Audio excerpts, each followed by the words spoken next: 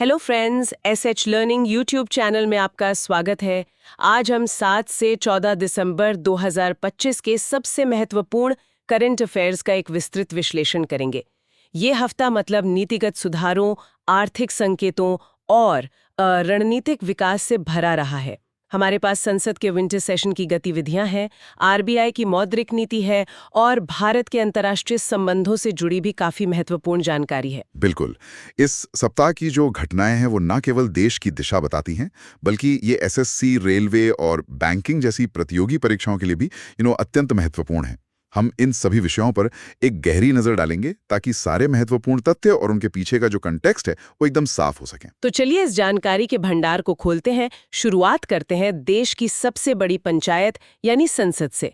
संसद के शीतकालीन सत्र में इस हफ्ते काफी गहमागहमी रही और सबसे बड़ी खबर जो निकल कर आई वो है विकसित भारत शिक्षा अधिक्षण बिल 2025 को कैबिनेट की मंजूरी मिलना। हाँ, इसे पहले HECI बिल के नाम से जाना जाता था। HECI bill, right. और यहाँ जो बात फैसिनेटिंग है वो ये है कि ये बिल नेशनल एजुकेशन पॉलिसी 2020 की एक मुख्य सिफारिश को पूरा करता है कि उच्च शिक्षा के लिए एक सिंगल रेगुलेटर होना चाहिए। एग्जैक्टली। एक सिंगल रेगुलेटर। ये नया निकाय जो है वो UGC, AICTE और NCTE इन तीनों की जगह ले लेगा। इसका जो ढांचा है वो लाइट बट टाइट रेगुलेशन पर आधारित होगा। लाइट बट टाइट, ये सुनने में काफी अच्छा लगता है। मतलब क्या है इसका? मतलब रेगुलेशन, एक्रेडिटेशन, ग्रांट्स और स्टैंडर्ड्स, इन सब के लिए 4 अलग-अलग वर्टिकल्स होंगे।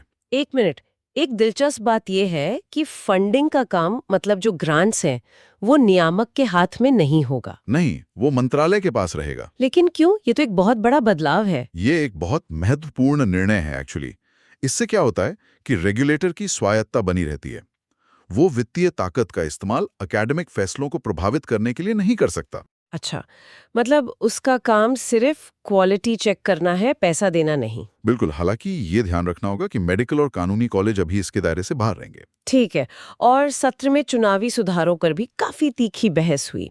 विपक्ष ने ECI यानी इलेक्शन कमीशन ऑफ इंडिया पर सरकार के साथ मिलीभगत और वोट चोरी तक के आरोप लगाए। जी, और इस पूरी बहस के केंद्र में था ECI द्वारा कराया जा रहा स्पेशल इंटेंसिव रिवीजन, मतलब SIR, उसकी वैधता और साथ ही चुनाव आयुक्तों की नियुक्ति का मुद्दा। नियुक्ति का मुद्दा तो काफी समय से चल रहा है। विपक्ष की मांग है कि चयन समिति में chief justice of India CJI और राज्यसभा में विपक्ष के नेता को शामिल किया जाए। हाँ, ताकि निष्पक्षता सुनिश्चित हो सके।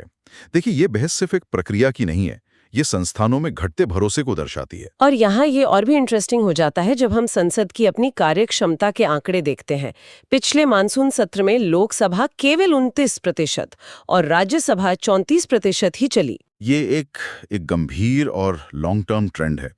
आप सोचिए, 1952 से 1970 के बीच संसद औसतन 121 दिन बैठती थी, जो 2000 के बाद से घटकर लगभग 68 दिन रह गई है। आधे से भी ज्यादा की गिरावट। और सिर्फ इतना ही नहीं, बिलों को संसदीय समितियों मतलब पार्लियामेंट्री कमिटीज को भेजने की दर भी 60% से घटकर सिर्फ 20% रह गई है। इसका मतलब लेजिस्लेटिव स्क्रूटनी यानी विधायी जांच में एक बहुत बड़ी गिरावट आई है। बहुत बड़ी। अच्छा, तो ये तो हुई राजनीति की बात। अब अर्थव्यवस्था की बात करते हैं, जहां से कुछ अच्छी खबरें भी आई। रिजर्व बैंक की मॉनेटरी पॉलिसी कमेटी MPC ने रेपो रेट में 25 बेसिस पॉइंट्स की कटौती की है। हाँ, अब ये 5.25% हो गया है। और इस फैसले के पीछे एक, जिसे कहते हैं गोल्डीलॉक्स सिनेरियो है। गोल्डीलॉक्स, वो कहानी वाला? हाँ, बिल्कुल वही। मतलब हाई ग्रोथ और लो इन्फ्लेशन का एक आदर्श संतुलन। भारत की GDP ग्रोथ दूसरी तिमाही Q2 में 8.2% रही, जो 6 तिमाहियों में सबसे ज्यादा है। 8.2%?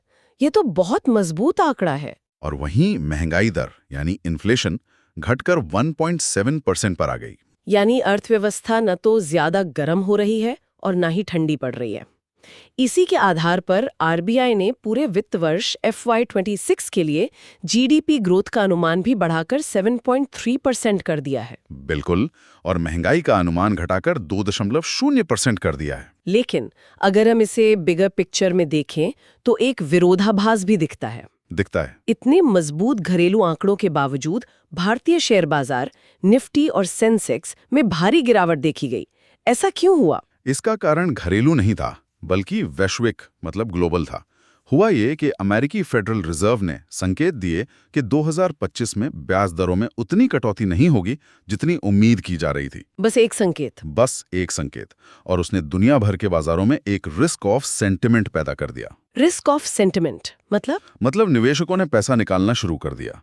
ये दिखाता है कि भारतीय बाजार वैश्विक वित्तीय व्यवस्था से कितने गहरे जुड़े हुए हैं। आरबीआई की सख्ती सिर्फ रेपो रेट तक ही सीमित नहीं है ना?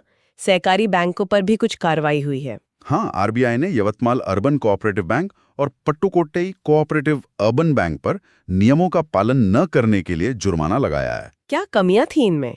इनमें मतलब निर्धारित सीमा से ज्यादा लोन देना और स्टैट्यूटरी रिजर्व मेंटेन न करने जैसी कमियां पाई गईं। अच्छा, तो ये वित्तीय प्रणाली में अनुशासन बनाए रखने के लिए जरूरी है। बहुत जरूरी। चलिए अब अंतर्राष्ट्रीय संबंधों की ओर बढ़ते हैं। इस हफ्ते भारत रूस संबंधों में भी एक बड़ा विकास हुआ। 23वीं भारत रूस वार्षिक शिखर बैठक हुई जी, और ये स्ट्रैटेजिक पार्टनरशिप की 25वीं वर्षगांठ भी है। वाह! इस संबंध को अब special and privileged strategic partnership कहा जाता है। और हाल ही में रूस ने भारत के साथ RELOS यानी reciprocal exchange of logistic support समझौते को मंजूरी दी है। RELOS ये क्या है? ये समझौता आसान भाषा में दोनों देशों की नौसेनाओं को एक दूसरे के बंदरगाहों और अड्डों पर मरम्मत और रसद की सुविधा देगा। इससे तो हमारी समुद्री पहुंच बहुत बढ़ जाएगी। आर्कटिक तक। और जो Chennai Vladivostok eastern maritime corridor है, वो भी इसी दिशा में एक कदम है। तो एक तरफ रूस से दोस्ती मजबूत हो रही है और दूसरी तरफ अमेरिका के साथ रक्षा सहयोग भी बढ़ रहा है। यही तो भारत की सामरिक स्वायत्ता मतलब स्ट्रेटेजिक ऑटोनॉमी है। देखिए, हिंदुस्तान एरोनॉटिक्स लिमिटेड HAL ने अमेरिकन कंपनी जनरल इलेक्ट्रिक से स्वदेशी तेजस MK-1A लड़ाकू विमानों के लिए 113 F-404 जेट इंजन खरीदने का समझौता किया है। अच्छा। और साथ ही भविष्य के तेजस MK-2 और AMCA विमानों के लिए ज्यादा एडवांस्ड F-414 इंजनों के भारत में को प्रोडक्शन पर भी बात चल रही है। तो ये आत्मनिर्भर भारत का एक प्रमुख उदाहरण हुआ। बिल्कुल। और रक्षा क्षेत्र में एक और महत्वपूर्ण खबर लद्दाख से है। श्योक टनल? हाँ, BRO ने श्योक टनल का उद्घाटन किया है। ये टनल सामरिक रूप से बहुत महत्वपूर्ण है। ये दौलत बेग ओल्डी में भारत के सबसे उत्तरी सैन्य अड्डे तक ऑल वेदर कनेक्टिविटी सुनिश्चित करेगी, जिससे LAC पर सैनिकों और रसद की आवाजाही तेज और सुरक्षित होगी। एक गेम चेंजर है सच में। अब पर्यावरण और विज्ञान प्रौद्योगिकी की बात करते हैं। पर्यावरण के क्षेत्र में तो भारत ने एक बड़ी छलांग लगाई है। भारत की कुल ऊर्जा क्षमता में गैर जीवाश्म ईंधन की हिस्सेदारी 50% को पार कर गई है। ये एक बहुत बड़ा माइलस्टोन है सच में। और इसके साथ ही सरकार ने इंडियन कार्बन मार्केट के लिए carbon credit trading scheme CCTS का फ्रेमवर्क भी जारी कर दिया है। ये CCTS क्या है? इसे जरा सरल शब्दों में समझाएं। देखिए, ये उद्योगों को उनके कार्बन उत्सर्जन को कम करने के लिए प्रोत्साहित करने का एक बाजार आधारित तरीका है। इसमें दो तंत्र हैं।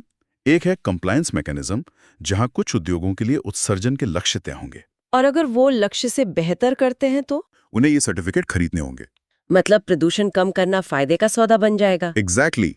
और दूसरा है ऑफसेट मैकेनिज्म, जहां अन्य कंपनियां स्वेच्छा से प्रोजेक्ट चलाकर क्रेडिट कमा सकती हैं। अच्छा, और विज्ञान और इनोवेशन के क्षेत्र में भी कोई बड़ी घोषणा हुई है? जी, विकसित भारत 2047 के लक्ष्य को पाने के लिए 1 लाख करोड़ रुपए के research development and innovation scheme fund की घोषणा की गई है। 1 लाख करोड़? हाँ, इसका उद्देश्य प्राइवेट सेक्टर को रिसर्च के लिए प्रोत्साहित करना है। साथ ही DRDO ने सेमीकंडक्टर टेक्नोलॉजी में भी बड़ी सफलता हासिल की है, जैसे सिलिकॉन कार्बाइड वेफर्स और गैलियम नाइट्राइड ट्रांजिस्टर का स्वदेशी विकास। चलिए अब कुछ महत्वपूर्ण रैंकिंग्स पर नजर डालते हैं जो परीक्षाओं में सीधे पूछे जाते हैं।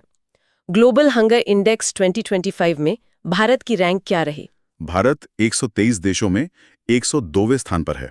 102 बहुत बड़ी चुनौती है। हाँ, कि हम तेज आर्थिक विकास को पोषण सुरक्षा में कैसे बदलें। दूसरी ओर ग्लोबल फायर पावर इंडेक्स 2025 में भारत की सैन्य शक्ति को दुनिया में चौथा स्थान दिया गया है। और क्लाइमेट चेंज परफॉर्मेंस इंडेक्स में हम 10वें स्थान पर हैं, जो कि एक अच्छी स्थिति है। बिल्कुल। इसके अलावा 6 दिसंबर को डॉक्टर BR अम्बेडकर का 70वां महापरिनिर्वाण दिवस मनाया गया और 7 दिसंबर को सशस्त्र सेना झंडा दिवस आर्म्ड फोर्सेस फ्लैग डे मनाया गया, जिसका उद्देश्य सैनिकों और उनके परिवारों के कल्याण के लिए धन जुटाना है। जी।